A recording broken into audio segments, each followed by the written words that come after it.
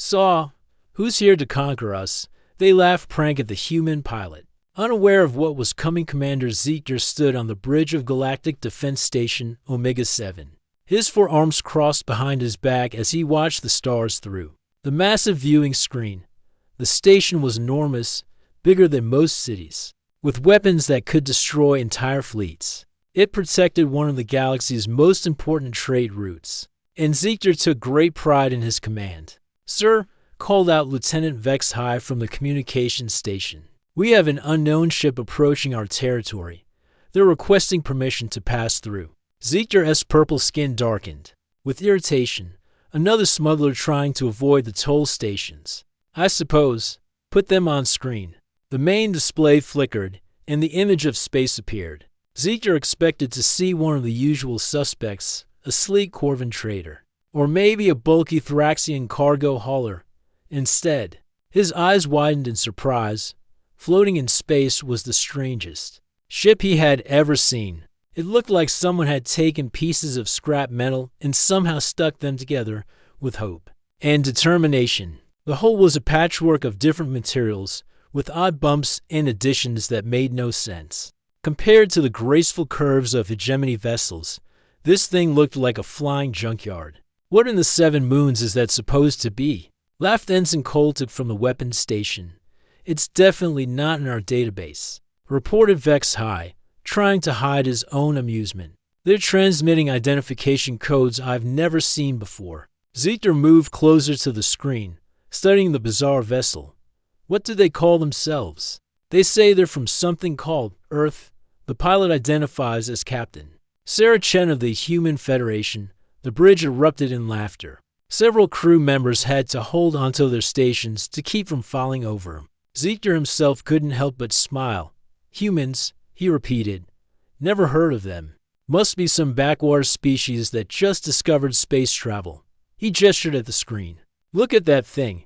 It's held together with what looks like primitive welding." The communications officer wiped tears from his eyes. "Sir, should I tell them to turn around? That ship doesn't look like it could survive a strong solar wind, much less a journey through space." "Wait," said Zeekter, an idea forming in his mind. "Put me through to this, Captain Chen." The screen changed to show the interior of the strange ship. The bridge was small and cramped, with simple controls that looked ancient compared to hegemony technology. Sitting in the captain's chair was a small bite with pale skin and strange fur on top of her head. She wore a simple uniform and looked completely calm, despite being surrounded by the most powerful military force in this sector. "Greetings," the human said in a steady voice. "I'm Captain Sarah Chen of the Earthship Endurance. We're requesting safe passage through your territory to establish peaceful trade relations with the outer colonies." Zeekter had to bite his tongue to keep from laughing. The creature spoke their language perfectly, but her tiny frame and primitive ship made her request seem like a joke. "Captain Chen," he said, drawing out the strange name. "I am Commander Zeekter of the Galactic Hegemony Defense Force. This is restricted military space. What makes you think a human has the right to pass through our territory? We come in peace." Chen replied simply, "Our scans show this is the safest route to the outer rim. We're not looking for trouble." Behind Zeekter, his crew was barely containing their laughter. Someone whispered, "Scans? What kind of scans could that rust bucket possibly do?" "Tell me, Captain," Zeekter said, leaning forward with a cruel smile. "What exactly do humans bring to the galaxy? What makes your species special?" Chen's expression didn't change. "We're explorers and problem solvers. We adapt to whatever challenges we face." This time Zeekter couldn't hold back his laughter. "Explorers? In that flying scrap heap?" He turned to his crew. "Did you hear that? They think they're explorers?" The laughter grew louder. Coltic was pointing at the screen. "Sir, look at their weapons systems. I can barely detect any energy signatures. I don't think they even have shields." "Wait," said Zeekter, getting another idea. This was too good an opportunity to waste. Officer Vex High, open a channel to all nearby stations and ships.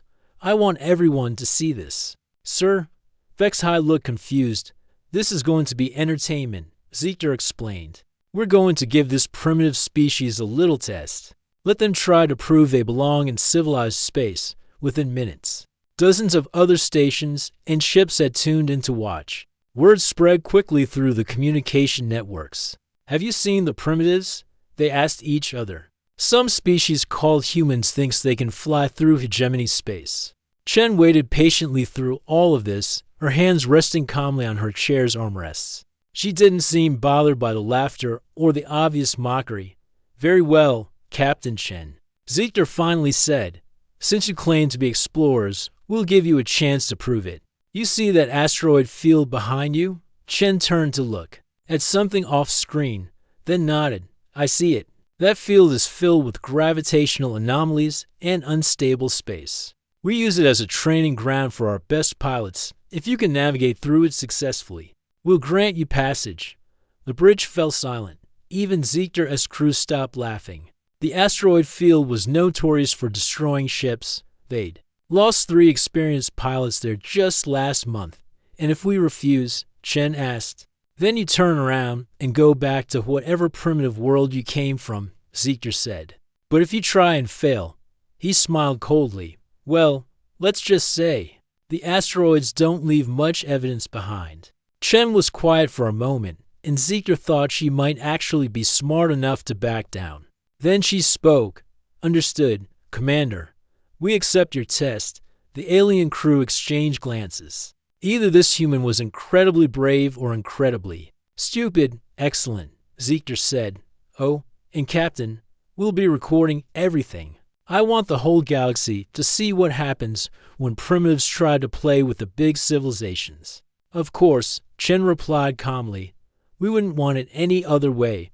As the communication ended, Ziegler settled back to enjoy the show. This was going to be the most entertaining ship destruction he'd seen in years. Commander Ziegler watched his screen with growing interest as the human ship slowly moved toward the asteroid field across the galaxy. Thousands of beings were tuning in to watch what they expected to be a quick and entertaining destruction. Sir, said Lieutenant Vex High, should we send an inspection team first? It's standard protocol for unknown vessels. Ziegler's eyes lit up. Excellent idea. Let's get a closer look at their primitive technology before they become space dust. He turned to his security chief. Take a team over there. I want to know what passes for weapons and shields among these humans. Minutes later, a sleek hegemony shuttle detached from the station and flew toward the entrance. The shuttle was a work of art, with smooth curves and energy fields that made it shine like a jewel against the darkness of space. Security Chief Vekmal and his team of 6 warriors approached the human ship with barely hidden amusement. They wore full combat armor that could stop energy blasts, and their weapons could cut through solid metal. As they docked with the primitive vessel, they expected to find scared creatures with stone knives and wooden clubs. The airlock opened with a simple mechanical sound. Nothing like the smooth energy seals of civilized ships. Captain Chen stood, waiting for them, still completely calm. She was even smaller in person, barely reaching Vekmal's chest, and her simple uniform looked like something a maintenance worker might wear. Welcome aboard the Endurance, she said politely. Please, feel free to inspect whatever you need to see. Vekmal looked around the cramped corridor and nearly laughed out loud. The walls were covered with pipes and cables that should have been hidden inside proper bulkheads. Everything looked rough and unfinished, like someone had built a spaceship. In their garage, this is your bridge, he asked as Chen led them forward.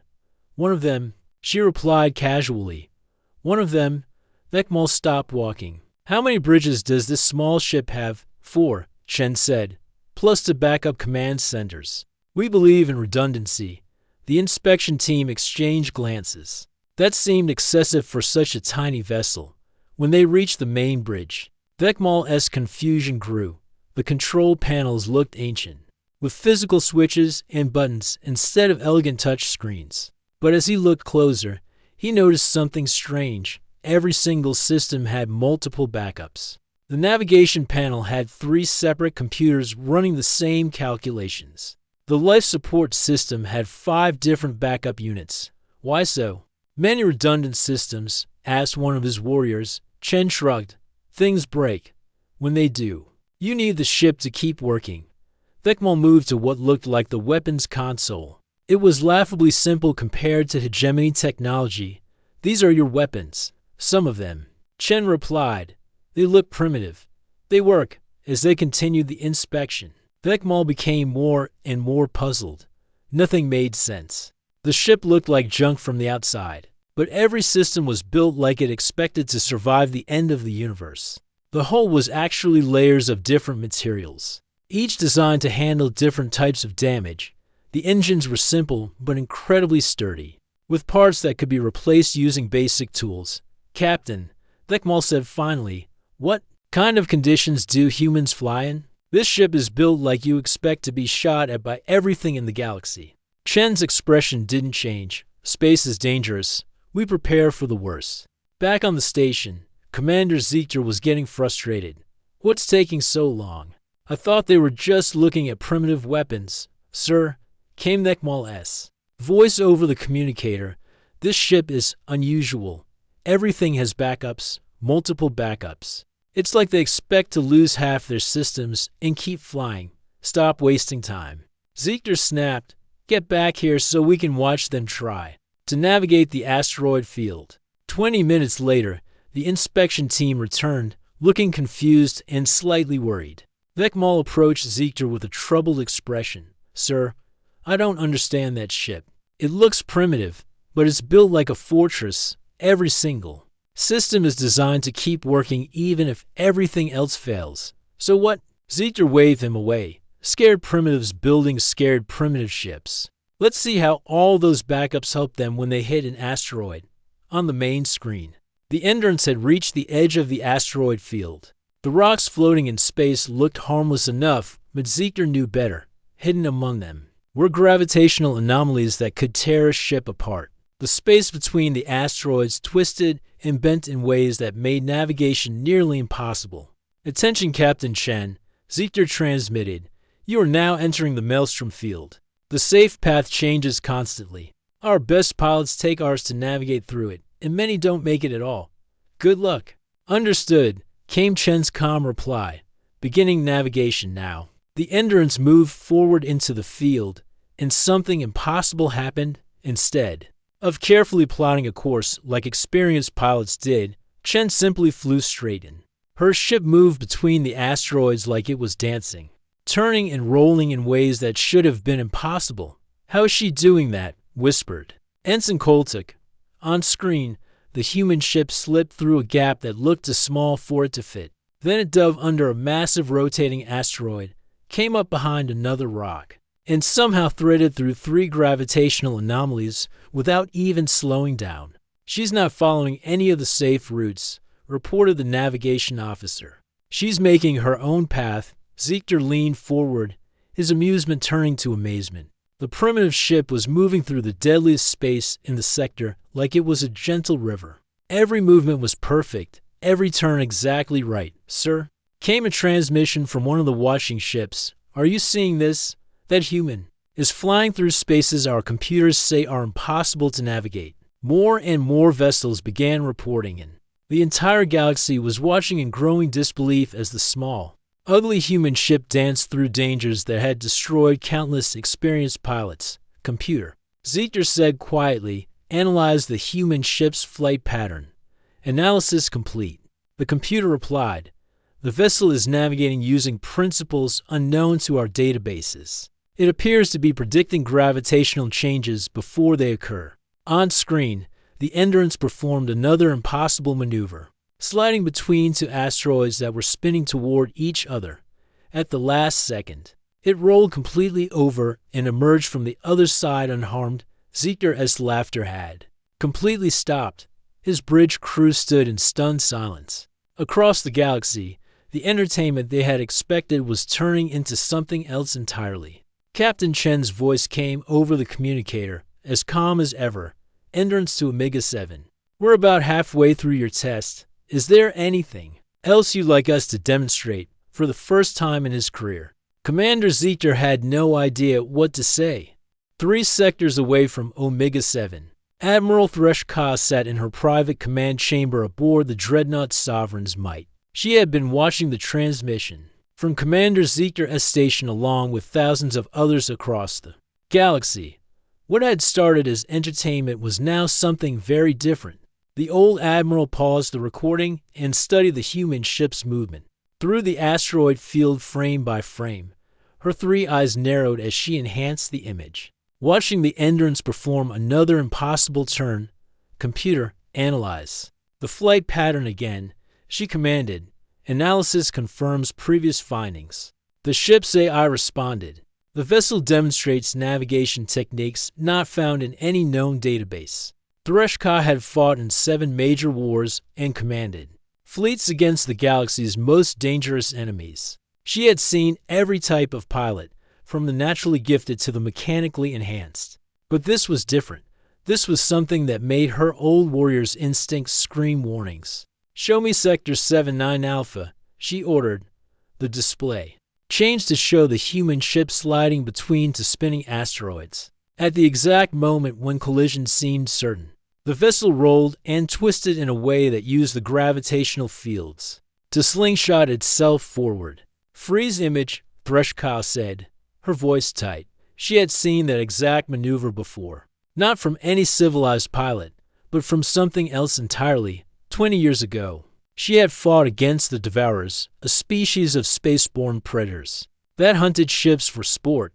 They could fly through anything, adapting to every trap and hazard with an instinct that seemed impossible. The way they moved wasn't learned, it was bred into them. Over millions of years of hunting in the most dangerous parts of space. The human ship was flying exactly like a devourer. "Send immediate priority message to High Command," she ordered. Admiral Threshka requesting emergency conference. Subject, potential apex predator species contact. Meanwhile, on the Endurance, Captain Chen received a soft chime from her personal communicator. She glanced at the message display while continuing to pilot through the asteroid field. With one hand, mission parameters updated, the text read, "Assessment phase complete. Proceed to phase 2 protocols. Authorization code. Nightfall 7. Chen's expression didn't change, but she touched a hidden panel on her chair. Deep within the ship, systems that had been sleeping quietly for months began to wake up. "Computer, confirm receipt of new orders," she said quietly. "Orders confirmed, Captain." Switching from reconnaissance mode to operational status. "All combat systems now online."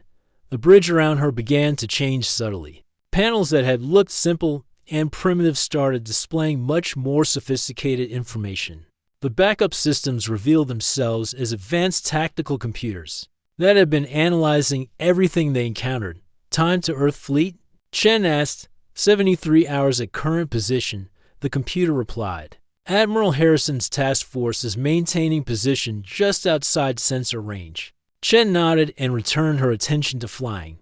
The aliens still thought they were watching a primitive exploration ship struggle through their test. They had no idea that the Endurance was actually the most advanced reconnaissance vessel in the human fleet, or that Earth had been watching their civilization for over 30 years. Back on Omega 7, Commander Ziegler was still staring at his screen in disbelief. The human ship had just completed the asteroid field navigation in less than an hour, a feat that should have taken the best pilots all day. "Sir," said Lieutenant Vex High nervously, "we're receiving priority communications from Fleet Command and from Admiral Threshka, and, well, from just about every major commander in the sector." "What do they want?" Ziegler asked, still watching. The Endurance emerged from the asteroid field without a scratch. "They're all asking about the humans, sir." Admiral Threshka sounds concerned. Before Ziegler could respond, his main screen flashed with an incoming priority transmission. Admiral Threshka's scarred face appeared, her expression grim. "Commander Ziegler," she said without greeting, "you will cease all interaction with the human vessel immediately. Do not provoke them further." "Admiral," Ziegler was confused. "It's just a primitive species with one small ship. They passed our test, but, Commander," Threshka interrupted, "I have been fighting dangerous species for 40 years. That vessel is not primitive. The way it moves, the way it anticipates threats, these are the flight patterns of apex predator species." Round the bridge, Ziegler's crew began to look worried. But Admiral, their technology looks so basic. That's exactly what makes them dangerous, Threshcaw snapped. Any species that can fly like that while appearing primitive is either hiding their true capabilities or they're so naturally gifted that they don't need advanced technology. On the screen, Captain Chen's voice came through the communicator. Omega-7, this is Captain Chen. We've completed your navigation test. Are we cleared to proceed? Ziegler looked at Admiral Threshcaw, who nodded grimly. Yes, Captain. Ziegler replied carefully. You are cleared for passage. Safe travels. Thank you, Commander. Oh, and one more thing. Yes, we've been monitoring your communications. We know that footage of our ship has been transmitted across your network. We'd like to thank you for that. Ziegler felt a chill run down his spine. Thank you. Why? Because now everyone will know that humans have arrived in this part of the galaxy. It saves us the trouble of making individual introductions. The transmission ended, leaving Ziegler staring at a blank screen. Admiral Threshcaw's face reappeared. Commander, I want you to compile everything you observed about that ship and its crew. Every detail, no matter how small. Yes, Admiral. May I ask why? Because, Threshcaw said slowly, I don't think we just met explorers. I think we just met scouts. And if I'm right about what kind of species they are, then what we saw today was them deciding whether we're worth protecting, or whether we're a threat that needs to be dealt with. As the Endurance disappeared into hyperspace, heading toward the outer colonies, Ziegler realized that his amusing little entertainment had just changed everything. The galaxy would never be the same. Deep in space, other ships began moving. Ships that had been waiting and watching for a very long time. The message they had been waiting for had finally come. Phase 2 was beginning. 2 hours after the Endurance had departed, the quiet routine of Omega-7 station was shattered by an alarm that made every crew member's blood run cold.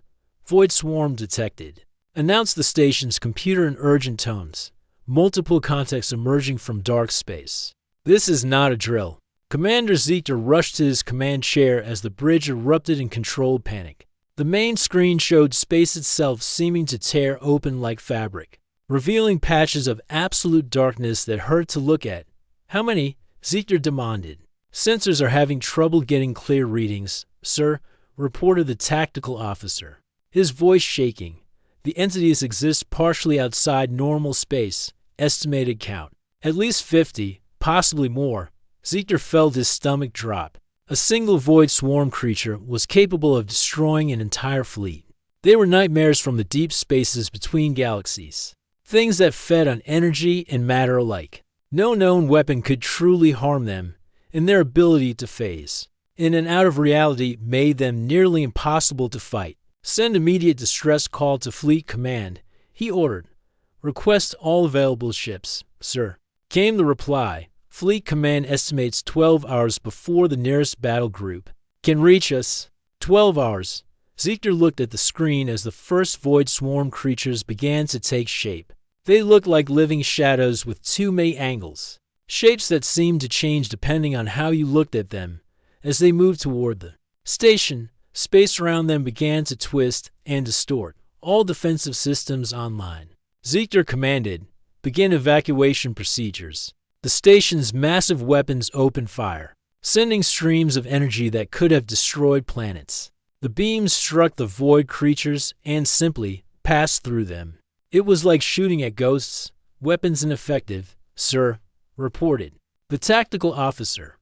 One of the creatures reached the station's outer defenses. Where it touched the energy shields, reality seemed to unravel. The protective barriers that had withstood the attacks of entire fleets simply ceased to exist. Hull breach on levels 7 through 12, came the damage report. The creatures inside the station. Ziegler closed his eyes. They were all going to die. And there was nothing anyone could do about it. That's when the impossible happened, sir, shouted the communications officer. We're receiving a transmission from the human ship. What? Ziegler opened his eyes. They should be light years away by now. The main screen flickered, and Captain Chen's face appeared. But something was different. Her calm expression had been replaced by something harder, more focused, behind her. The simple bridge of the entrance was transforming. Panels were sliding back to reveal sophisticated displays and control systems. Commander Ziegler. Chen said, "We're detecting void swarm activity in your area. We're turning around to assist." "Captain, you don't understand," Ziegler said desperately. "These creatures can't be fought. Your ship will be destroyed."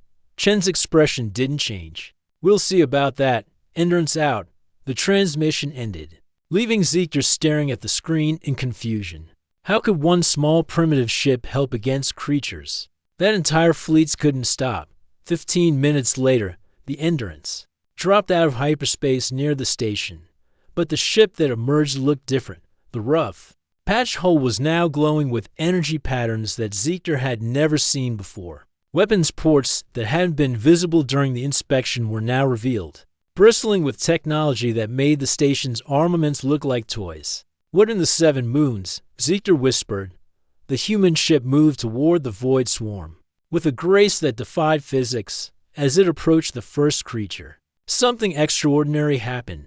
Beams of pure white energy lanced out from the Endurance, and where they struck the shadow beings, the creatures screamed. It was a sound that reached through space itself, a cry of pain and rage that made every being on the station cover their ears. The void creature that had been struck actually recoiled, its impossible form flickering. "They're hurting them," breathed the tactical officer. "The humans are actually hurting them." On screen, the Endurance danced between the void creatures like it was performing a deadly ballet. Every movement was perfect, every shot precise. The ship seemed to anticipate where the creatures would phase to before they even moved. "Captain Chen," Ziegler transmitted, "how are you doing this? What kind of weapons are those?" Chen's voice came back, and now there was something cold and professional in her tone. "Void creatures exist in multiple dimensions simultaneously. Our weapons are designed to hit them in all dimensions at once." The Endurance rolled under a massive void beast and fired upward, sending the creature retreating into dark space with another horrible scream. "Designed for this?" Ziegler asked. "How could you know about void swarms?" "This is the first time they've appeared in this sector." "It's not the first time we've fought them," Chen replied. "We've been hunting these things for over 100 years, as if to prove her point. The Endurance performed a maneuver that should have been impossible. It seemed to phase partially out of reality itself, appearing behind a group of creatures that thought they were safe in the space between dimensions. "Computer," Ziegler said weakly, "are you recording this?" "Yes, sir." "All data is being stored for analysis." "Good, because no one is going to believe this." On screen, the human ship was systematically destroying creatures that the entire galactic hegemony considered unstoppable. Each attack was perfectly calculated, each movement showing an understanding of void creature behavior that should have taken centuries to develop. "Captain," Ziegler transmitted, "what are you people, really?" Chen's response came as the Endurance eliminated the last creature. In a burst of dimensional energy, we're the species that stands between the galaxy and the things that hunt in the dark spaces. We always have been. The bridge of Omega-7 fell silent round the galaxy. On every ship and station that had been watching, the same stunned quiet descended. "For how long?" Ziegler asked. "Since before your civilization learned to fly," Chen said simply. "We've been protecting you from threats you never knew existed." This attack was small compared to what's coming from the deep void. The creatures are getting bolder, testing our defenses. Ziegler looked at his crew, seeing his own shocked realization reflected in their faces. The primitive, laughable humans weren't explorers or traders. They were guardians, and they had been saving the galaxy from horrors beyond imagination. While everyone mocked their simple ships and rough appearance, "What happens now?" Ziegler asked. Chen's image appeared on screen one final time. The simple uniform was gone, replaced by something that looked far more military. Behind her, the bridge of the Endurance showed its true nature, a warship designed for battles that most species couldn't even imagine. "Now," she said, "we stop pretending." In the aftermath of the Void Swarm attack, Omega-7 station drifted in space surrounded by the strange energy residue left by the creature's destruction.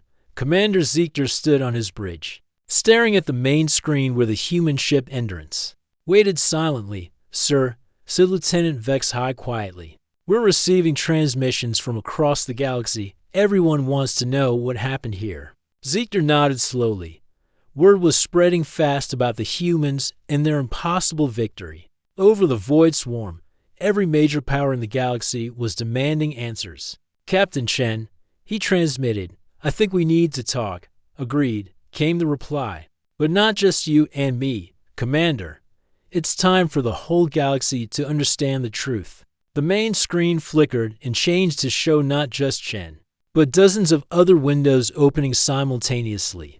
Across the galaxy, on every major communication network, the same transmission was appearing.